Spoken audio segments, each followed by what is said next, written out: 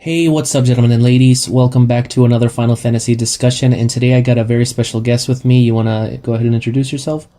Yeah, hey guys, it's Captain Levi. You can find me at twitch.tv/Levi_Ackerman93, or you can find me on YouTube, which is Captain Levi, but you gotta look up specific videos. It's pretty small YouTube still, but yeah, guys, I'm part of the Final Fantasy community, and yeah, that's about it.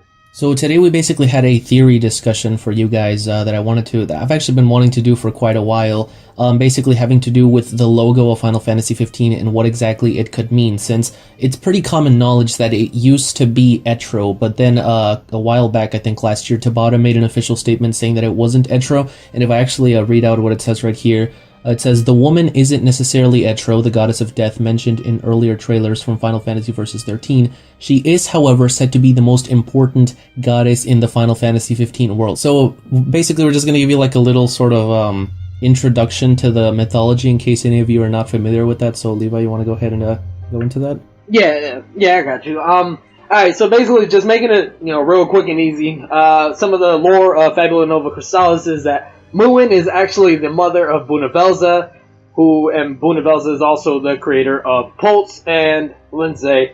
But he killed his own mother, Muin, because she's the one who has the power over the unseen realm, basically, and the power of wind, which is unseeable. He kills her, and in the process of making Pulse and Lindsay, he ends up making Etro having the same ability as Muin, which is the power of wind. And that's basically about it. Yeah, so in a way, eventually Muin does die in the Unseen Realm, which is where Etro ends up, and she basically just becomes Muin's replacement, and the whole reason why Bunavel's didn't really pay much attention to her was because she reminded him a lot of his mother, Muin. So our theory was basically, we know that Muin looks a lot like Etro, and they've already said that it's not necessarily Etro in the logo. What if it was Muin in the logo, and what that could mean for Final Fantasy 15? They did say that she is the most important goddess in the world, so any initial thoughts that you have to say about that? Yeah, because I honestly, I always just told myself, this is Etro, because we have yet to see Etro. Of course, we're not going to ever actually see Etro, because she is in the unseen, also known the Chaos Realm or Valhalla. Of course, you're never going to actually... And she's also, dead. Yeah, and she's also, dead. By the way, just kind of spoilers for the Final Fantasy 13 trilogy and possibly Type 0, just in case, but yeah. Yeah, so sorry about that, guys.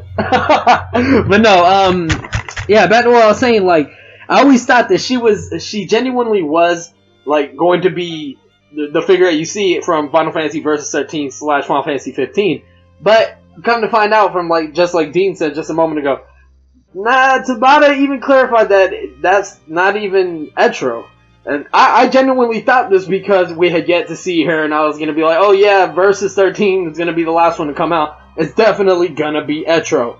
But coming to find out, this isn't Etro. On top of the fact that this game isn't even Fabula Nova Crystallis, as they claim for it not to but, be.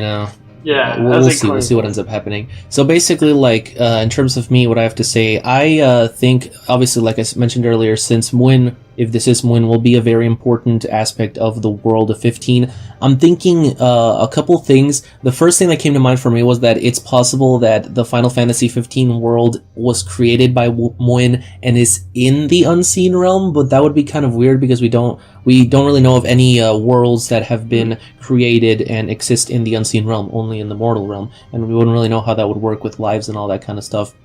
But the other theory that I had is that maybe this takes place either in the far past, before Bunavel's even killed Muin, and she was basically the only one before Bunavel's existed. Maybe she was just the only goddess that there was at that point, or maybe there was more gods and goddesses before. We don't know, obviously, but because so far, in 15, we haven't really seen anything for any of the other gods. Nothing for Pulse, nothing for Lindsay, nothing for Bunavel's. It's basically just been Etro or Muin, whoever this ends up being.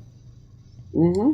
And I guess that's basically all that we have to say. I just wanted to bring up one last little theory, I guess, just to close this off and see what you have to say about it, Levi. It's also possible, and this is stretching it kind of, but that maybe this takes place after the Final Fantasy 13 trilogy. 15 would take place after the 13 trilogy, and maybe the figure in the logo is actually Yule, because Yule eventually, or I guess all the different Yules eventually do basically replace Etro, which is what Lightning was supposed to do, but then they take up that task instead of her. So that's also possible, exactly, I guess. Yeah, Kai is staying behind. Yeah, and I guess with my ending words or whatever, I had a little timeline going on with it as well. I thought that the 13, saga or the trilogy, all 13 to Lightning Returns, when they all move on to a new world, I believe that world is where Type 0 would take place, and then finally... don't we know that the new world is our world?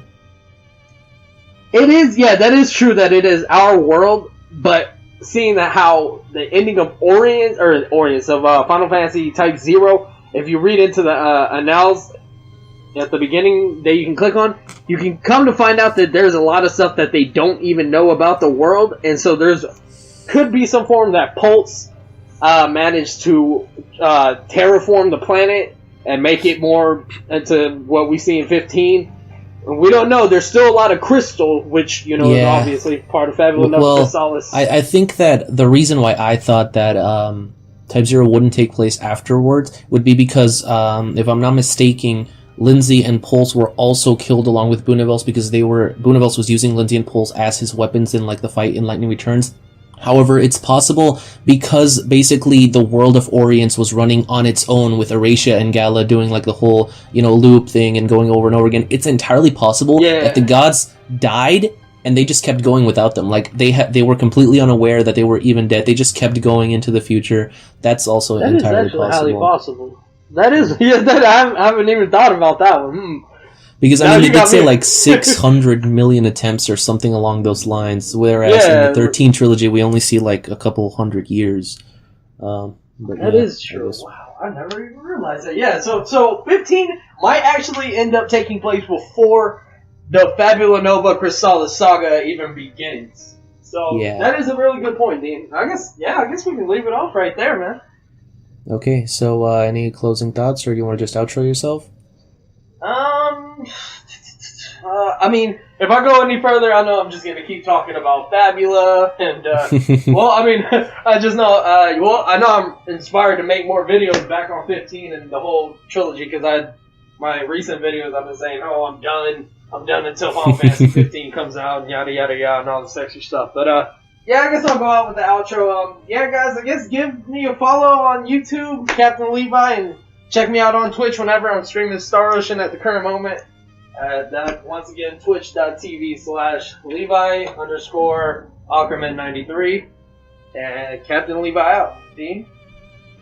Alright, well, I guess either way, that is all that I have for you guys today. I hope that you guys enjoyed. If you did, be sure to blitz that like button, subscribe, and as always, stay tuned for all things Final Fantasy!